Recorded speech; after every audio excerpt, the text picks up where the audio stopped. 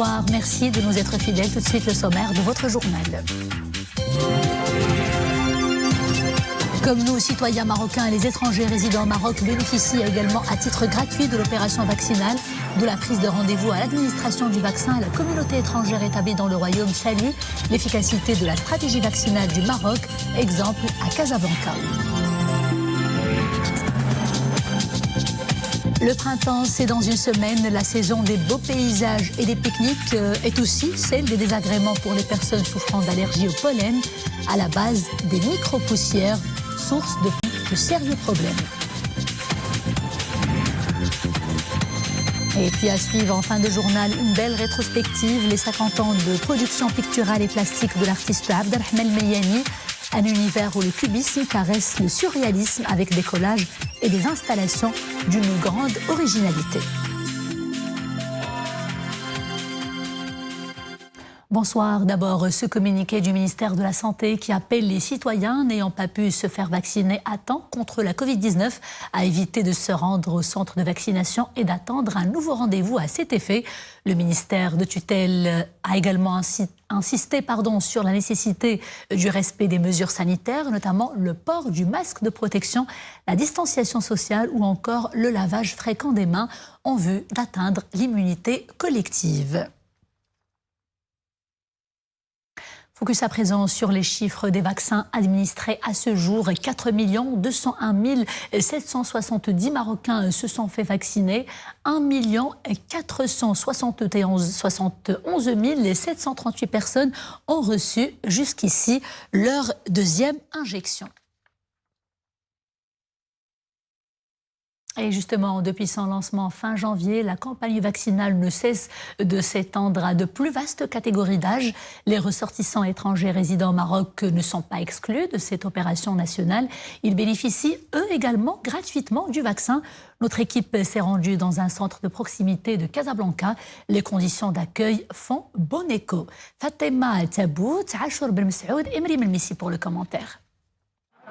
L'heure est au rappel vaccinal pour Christian. Arrivé au centre d'accueil de Bourgogne, ce Français résidant depuis près de 20 ans au Maroc refait le même circuit d'il y a 3 semaines. Son immunisation, c'est désormais chose faite. Ici, il y a une super organisation, tout va bien. Et je suis super content d'être là. J'ai reçu le rendez-vous par mon téléphone, voilà, et puis la deuxième dose aussi. SMS, et puis voilà. Et j'ai attendu 10 minutes, donc aucun problème. De la prise de rendez-vous à l'administration du vaccin, le satisfecit est unanime. La communauté étrangère établie dans le royaume se dit impressionnée par une prise en charge de haut niveau. Tout le monde est très gentil, très avenant. C'est agréable de venir ici. Ma fille est en France, elle ne peut pas se faire vacciner, alors qu'ici, il n'y a pas de problème. Première piqûre, on m'a averti par SMS. La deuxième aussi. Ce matin, le rappel. J'étais très étonné. L'accueil est formidable. La gestion, si on la compare à la France, elle est extraordinaire. Voilà, je ne peux pas vous dire autre chose. Donc, si tous les pays étaient comme ça, je pense que le problème il serait fini. Nous enregistrons tous les jours une importante affluence d'étrangers de différentes nationalités. Plusieurs d'entre eux ont déjà pu recevoir leur deuxième injection.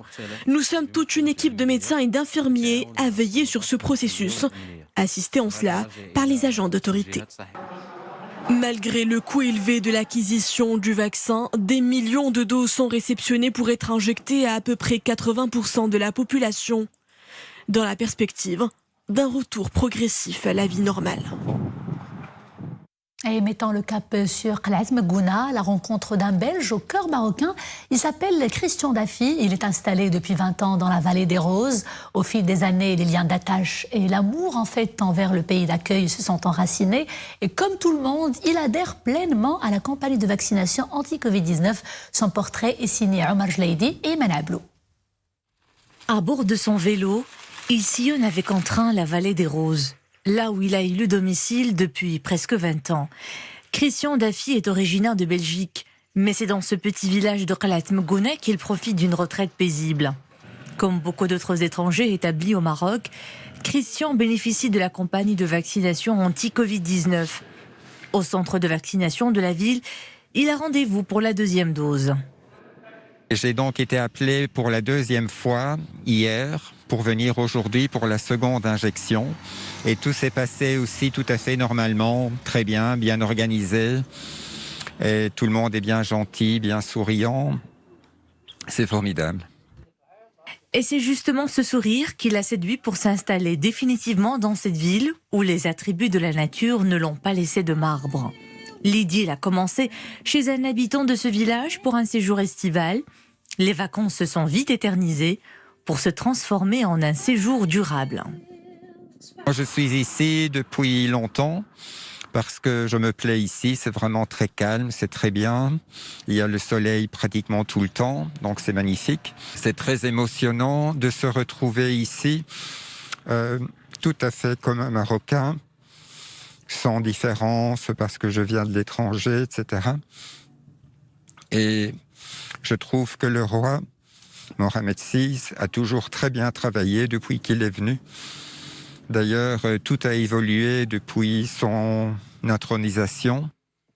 Des journées sereines, emplies de gratitude et d'un bonheur qui s'arrose au fil du temps. Un point d'attache que Christian voit pousser et grandir sous le soleil d'une terre nourricière et généreusement accueillante. À présent, le point sur les principaux indicateurs de la situation épidémiologique. 305 nouveaux cas, 5 décès malheureusement, 392 nouvelles rémissions. Les cas actifs se chiffrent pour leur part à 4365. Le nombre total des cas graves et critiques est de 395. 25 personnes sont intubées et puis 230 autres sont sous ventilation non invasive. Et si au Maroc, les principaux indicateurs sont plutôt rassurants, ce n'est pas vraiment le cas ailleurs. La Covid-19 et les nouvelles souches se propagent activement et très rapidement. L'inquiétude monte d'un cran, surtout dans certains pays de l'Europe et d'Amérique latine, où les campagnes vaccinales tardives tardent plutôt à être lancées, ou encore là où la cadence de la vaccination demeure très faible. De vives tensions en Algérie, de violents affrontements ont éclaté entre les forces d'intervention rapide et les manifestants dans la wilaya de Tiaret, au nord-ouest du pays. Selon les médias locaux, ce face-à-face violent survient suite au décès d'un jeune qui s'était immolé par le feu parce qu'il n'a pas bénéficié du logement social. Ces accrochages ont fait plusieurs blessés.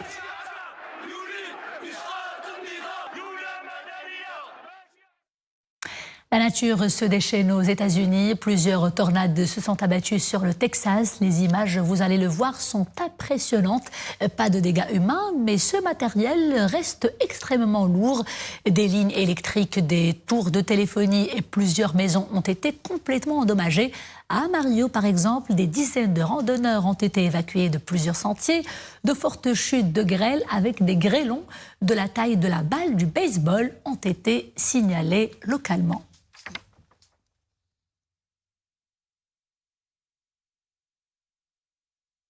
C'est une allergie qui rend la vie difficile à des millions de personnes au monde et au Maroc qui sont aussi nombreux à en souffrir également. Je vous parle de l'allergie au pollen. Ces symptômes diffèrent d'une personne à une autre et vous allez le voir dans ce reportage signé Fatiha Amrar, Mohamed Chikir et Oumema Rabli. À quelques jours du printemps, les allergies se rappellent à notre bon souvenir. La saison est en effet propice à l'éclosion des plantes sauvages. Elle libère des pollens de graminées qui envahissent l'air ambiant. Une petite poussière particulièrement gênante pour les yeux, la peau et les narines.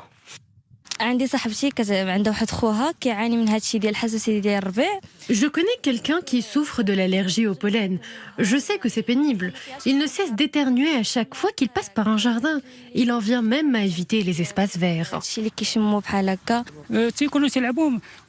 Mes enfants aiment jouer dans les parcs. Une fois que l'activité prend fin, l'allergie se manifeste. Des éternuements, les yeux qui deviennent rouges, sans parler du nez qui coule. Mais les symptômes vont parfois bien au-delà d'un simple éternuement ou d'une toux. Les formes sévères peuvent se révéler très dangereuses, d'où une consultation chez un allergologue, lequel déterminera via des tests la nature de l'allergie et sa virulence. Pour poser un diagnostic, le patient subit différentes analyses. Ensuite, vient l'étape de savoir quelle plante au juste est à l'origine de l'allergie. 50% du traitement consiste à simplement éviter les espaces verts pendant le printemps. Depuis un certain moment, l'allergie au pollen gagne du terrain et apparaît des fois même avant le début de la saison. Sans pointer du doigt le réchauffement climatique et la pollution. Avant de refermer ce journal, je vous propose une immersion dans l'univers de l'artiste peintre Abdelrahman Meliani, l'artiste à l'identité plurielle qui explore différentes techniques, de la sculpture à la gravure en passant par les installations. Une rétrospective de ses œuvres est actuellement présentée à la Villa des Arts de Rabat. Mohamed Nasseri, Zakaria Moqin-Billah et Iman Ablou. Près de 50 ans de production picturale et plastique d'Abdelrahman Meliani. En voici quelques œuvres. Si les premières peintures peuvent paraître surréalistes ou d'influence cubiste, d'autres sont un vecteur de l'expression architecturale. Les allusions au patrimoine marocain ne manquent pas. L'artiste réalise des collages où les images sont détournées de leur contexte original et semblent exprimer autre chose que leur sens initial. Cette exposition est une forme de testament. Arrivé à un certain âge, l'artiste doit réaliser une introspection sur les œuvres qu'il a réalisées pour pouvoir les réutiliser et leur donner une nouvelle perspective. Quand arrive le moment opportun pour apprécier de nouveau ce travail, chaque période du parcours artistique est présentée en fonction des œuvres qui ont été réalisées. Penchant pour le symbolique, l'artiste ne se refuse pas aux interrogations contemporaines en saisissant les techniques plastiques actuelles. Une palette chromatique authentique, le blanc valorise l'essentiel dans une frénésie de tâches et de rythmique, alors que les tons gris et ocre ajoutent de la nuance à l'ensemble. Nous suivons, mon mari et moi, ce peintre depuis des années et on le reconnaît dans chaque tableau. On peut dire que c'est un Meliani, aussi bien par les couleurs que par les traits. Né en 1944 à Marrakech, Abdelrahman Meliani intègre l'école des arts appliqués, puis l'école normale supérieure de Rabat, avant de travailler comme professeur d'art plastique. Sa carrière professionnelle débute dans les années 70 et ne cesse de se développer avec une production foisonnante. C'est à voir et apprécier à la Villa des Arts de Rabat. Et c'est la fin de ce journal. Merci d'avoir été des nôtres. Dans quelques instants, vous avez rendez-vous avec Khalid Choumen pour Al-Alam Riyadi. Quant à moi, je vous dis à très bientôt, toujours avec grand plaisir. D'ici là, portez-vous bien.